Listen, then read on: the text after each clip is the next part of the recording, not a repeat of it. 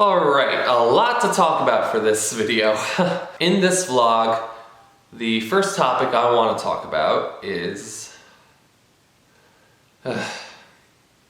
So yeah, Netflix dropped their bid to buy Warner Brothers, and it looks like Paramount now is swooping in and they're gonna purchase Warner Brothers. Look, Warner Brothers just last year alone released a bunch of fantastic films. A couple of them won trophies at the Oscars, which happened recently. Look, Warner Brothers is riding a wave of success currently. That might be cut short now with David Ellison, who's running Paramount and is now going to be dictating what content gets made or doesn't get made, depending on if he wants to cater to certain individuals in certain political positions who he may or may not be a fan of. The plan is for Paramount to make 15 movies a year with Warner Brothers. And I personally, I'm sorry to say this, but I gotta be very honest here, I have very little faith in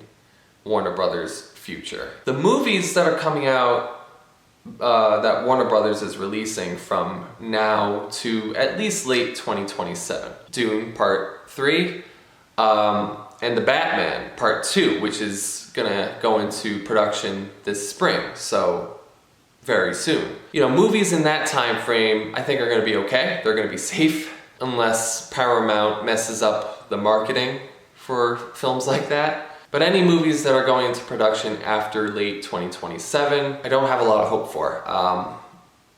That is really honestly how I feel at the moment about it. And we'll just see what happens. I don't really have any more to say other than that, unfortunately. We'll just see what happens. Now, the Oscars happened this week as of the recording of this video. I'm gonna quickly run through some things that I want to talk about that occurred during the Oscars. Some things I like or maybe don't like, so I'm just gonna get right into it. One of my favorite parts of this year's Oscars was the very beginning, where Conan O'Brien, who hosted this year, like he did last year, he parodied the ending scene from Weapons, which I thought was absolutely hysterical, and a great way to start this year's Oscars ceremony, because it showcased different scenes from the Oscar-nominated films for this year. A great way to start an Oscar ceremony, in my opinion. Sinners and One Battle After Another won the most trophies. Sinners won 4.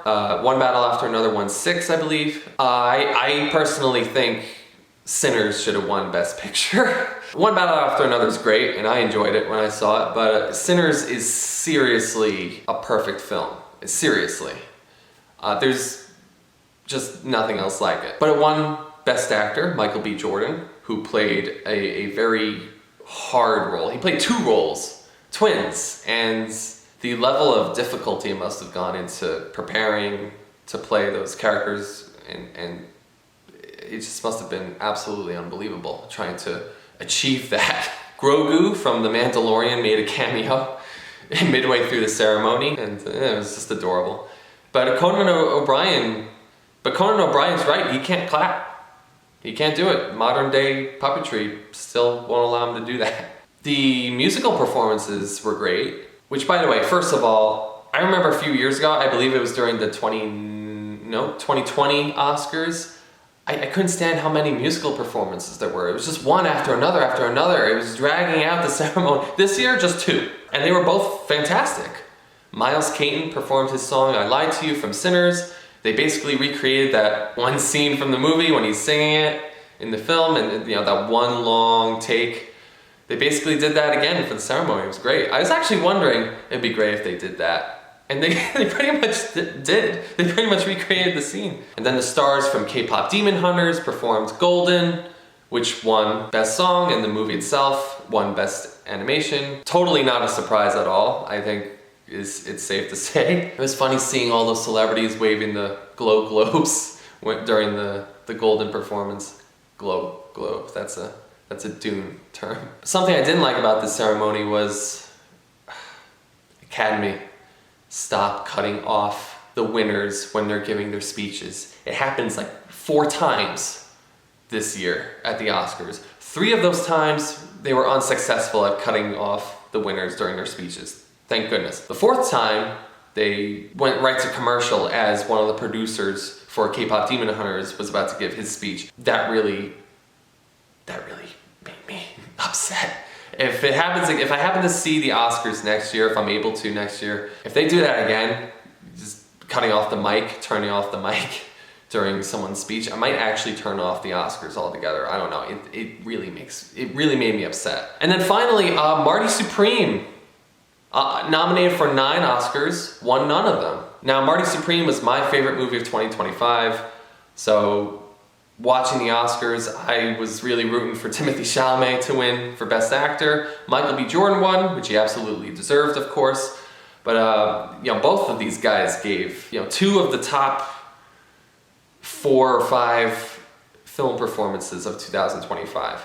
And this is absolutely, Marty Supreme is absolutely Timothée Chalamet's most memorable and arguably his best to date. But here's the thing, to any Marty Supreme haters out there, or to anybody who hates Timothée Chalamet currently, look, if you're happy that Marty Supreme didn't win at the Oscars, the movie itself is a hit.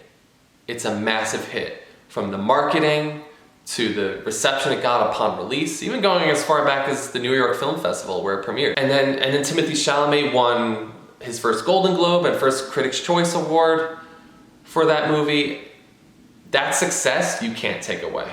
Now, speaking of which, Dune Part 3 has had its trailer and character posters released this week, and oh wow, I really need to start reading the book again. We got our first looks at the characters, and yeah, looks like they're really going through it. Definitely gonna be the most different Dune film in the trilogy.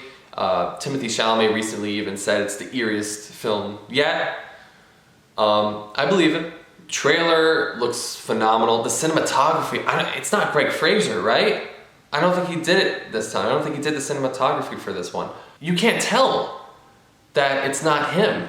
I gotta look up who did it. I can't remember at the moment who did Dune Part 3's cinematography, but it's so close to the other 2 films. It looks fantastic. Yeah, this movie's gonna be a hit when it rolls around. Timothée Chalamet, he is a force in the entertainment industry. Like, he's not slowing down. This is a cinema giant, this guy. I know he's in pursuit of greatness. He's already achieved so much of it, and he's not stopping. All right, that's all I'm gonna discuss for this vlog. I will see you at the next react. So excited for Dune Part 3. And I'll see you next time.